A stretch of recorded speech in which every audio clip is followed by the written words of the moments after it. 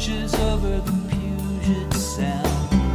Berenice's hair drapes the horizon to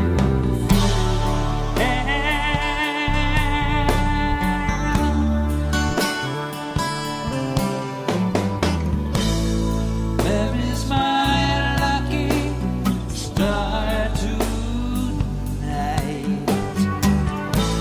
The seventh sister of the Pleiades walks in beauty like the night. Oh, that is best, dark and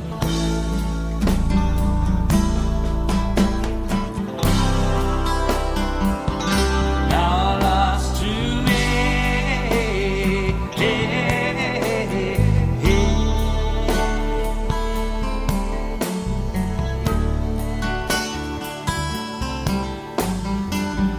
Only trust in the northern star.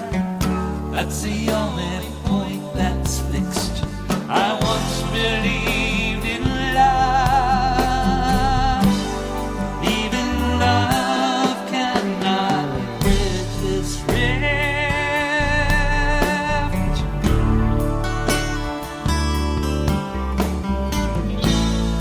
Where is my lucky star tonight? The seventh sister of the Pleiades, who walks in a beauty like the night. All that is best. If you would like to hear Night Dreams Talk Radio on your local radio station, let them know. Tell them to check out www.nightdreamstalkradio.com. And thank you. Coming to you from some far point station, like a cosmic tumbleweed, both north and south of the Pleiades. Here's your host, Gary Anderson. Boy, that thunder. Boy, I can't wait to spring. Anyway, you're listening to me, Gary, and Terry Lovelace, and we even have James out there eating, well, sugar frosted flakes in the background. I can hear him crunching away. Anyway, Terry, again, you were 22. Your friend was 23 years old. You're in the tent. You know, everything goes quiet. You were watching these triangle lights kind of rotate around. Now, you're kind of like in a daze, and you're not realizing what's going on, and you feel calm, like you're not nervous, you're not scared, you don't feel like running away. I take it. No, not at all. Not at all. The emotion, I would say, was just short of apathy. I mean, it was a mild disinterest. Like I said, I felt like an observer rather than a participant. It's really hard to describe, but we weren't in the proper frame of mind. Whatever was in that thing had control over us, and I don't doubt that for a moment. Oh, wow. And this thing stopped over our heads at about 3,000 feet, I'd estimate. And Gary, it was enormous. It was absolutely enormous. It was a city block in length on each side. And I know that there's the T3CB or something that people talk about when they talk about triangles. And those are thin, like the ones they saw over Belgium. This thing was thick. This thing was like 5 stories tall. I mean, it was like somebody had levitated an office building. It was crazy. Well, Terry, I tell people, and James too, I think he feels the same way I have and do, is that, aliens, I get reports from people saying that they have seen aliens, you ready for this, that are like 3 to 6 inches tall, all the way up to like giants. We don't know what galaxy, what solar system, where they're coming from, the size of their planet. Do they breathe oxygen, or did they breathe something else? We don't know. I mean, just because we have our height because it's based on our oxygen content, the size of the planet. It's just like, who knows what the size of these aliens could be. But maybe you can answer that a little bit later on. But when this craft was up over your head, did you hear anything strange, or was it still stone quiet? Still stone quiet. Not there was no noise at all. It was absolutely silent. It made some noise later, and I'll get into that. But the second that it came to a stop, and we're just laying there mesmerized watching this thing, and from the belly of it, all we can see is the underneath of it. Like I said, it's at about 3,000 feet above us. There came a beam of light, and it was about the diameter of a softball. And Gary, it was visible light.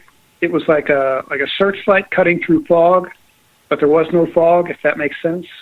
Uh-huh. And this light lands in the middle of our mostly dead campfire and stays there for about a minute. And then that turns off, just like someone flipped a switch. And then immediately there came a laser beam, and lasers were kind of a new concept in 1977. And this was bluish purple and about the diameter of a pencil. And this laser beam would land at a spot in our campground and then turn off and then turn back on again in another area of the campground. And it would do this like 10 times a second. So it gave the illusion, it always landed in a different place. It gave the illusion that this thing was dancing all around the campsite. And this light struck me in the chest. I didn't feel anything. I know it hit Toby, it hit my car, the tent, it hit everything around the campsite. And then that turned off. And we're sitting there, and it is stone quiet. Wow. And Toby stands up and speaks up and says, "Show's over." And he grabs this air mattress and he throws it in the tent and falls down on it face first. And I had this feeling that all I wanted to do was sleep. I was so tired. That sedation, whatever they gave us to sedate us, they dialed it up. And I didn't bother to take off my boots, my clothes, anything. I just threw my air mattress in the tent, and I could hear Toby snoring already. And I fell on top of the air mattress, and the last thing I remember was, "Toby, you were wrong, man, because those crickets, tree frogs, never did come back." And I was out. And then I found out later that about 4 hours passed, and that was when we were abducted. And when we woke up back in the tent. I woke up with these crazy lights flashing through the tent. Like brilliant, like camera flashes, yellow and white. And I wake up and I'm dazed. I don't have my wits about me. And I'm thinking, what is this? Are these park rangers? I'm thinking maybe that's the overhead lights of a park ranger's truck or something. And that's when I heard this slow, droning, mechanical sound. And if you've ever been next to a big piece of industrial machinery, you get this vibration from it. And it's a sound that's more powerful than it is loud. You feel it in your chest. And I could hear that. And I thought, a park ranger running a generator in the back of a truck? That doesn't make sense. And I was even like, where am I? Oh, yeah, we're camping, right. And in one of these flashes of light, I look over at my buddy, and he's crying. And he's got tears rolling down his cheeks. And now that scared me. Because I knew him, I worked with him, and he wasn't the type of man to cry. I knew something terrible had happened, and I got to my knees, and I told him to slow his breathing down because he was starting to hyperventilate. And I started to speak up, and he shushed me and said, "They're still out there," and I'm like, "Toby, who's still out there?" And I nudged him over to the left with my shoulder, and I pulled back my flap of the tent, and I look out, and I see two things, that big triangle thing that we saw that was 3,000 feet over our heads earlier in the evening had descended, and now the thing's like 30 feet above us. Oh, wow. Now, was it making any noise at that point, or was it still dead silent? No, it was making that mechanical droning noise, that noise like I said, like from a diesel locomotive or something. It was a mechanical noise, actually. I call it a droning sound. But it was definitely making noise. And the lights on each point of the triangle, like I said, this thing was like 5 stories tall. And there was what I called a light bar that ran up and down the points of the triangle. And there was this light that would run up and down and up and down. And it was changing between yellow and white in color. And I don't know why I had the thought, but I did. And it stuck with me. I thought, I bet they do that to make it look like a twinkling star when it's in the sky. That's so I'm a looking out possibility. at this meadow, and I see these kids. And I'm like, Toby, what are these kids doing out here in the middle of the night, in the middle of nowhere? And he's got his head on my shoulder. He's sobbing, and he said, man, those ain't no little kids, Terry. Look at them again. They ain't human. They took us, and they hurt us. And I saw probably 12 to 15 of these little guys. And they were about a little over 3 feet tall. And on closer look, they were not human beings. They had disproportionately large craniums, especially in the back, spindly legs, spindly arms, thinly built, and they walked with a distinctive gait. They walked like they had sore feet, like they were limping, all of them.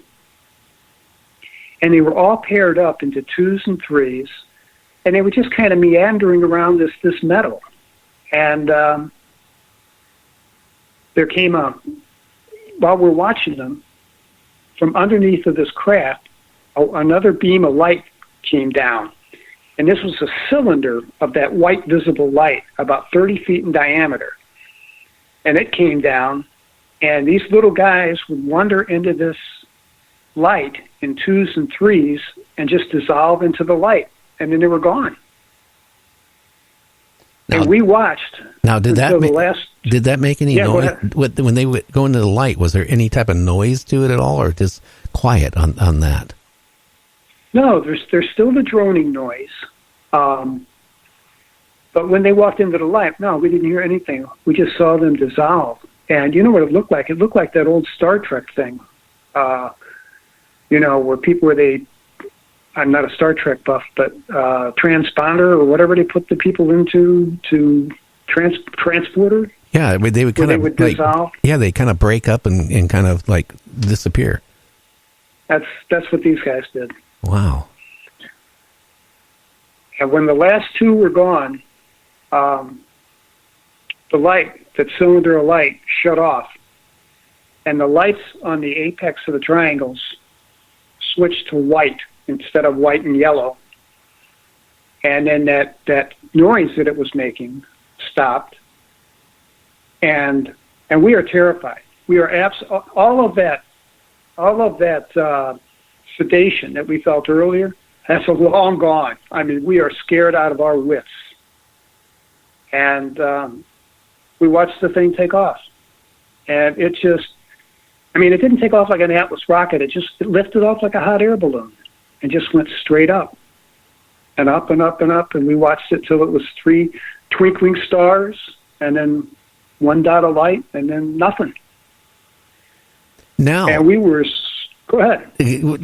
Again, I'm going to ask you questions because, for the listeners, when please. this thing started lifting up and going up and up, was it still quiet or making that hammering noise like a locomotive? Or did it kind of like have a different type of sound when it was taking off? When it took off, it was back to dead silent. After they sucked up the last 2 little guys and the colors of the lights changed, that droning noise stopped.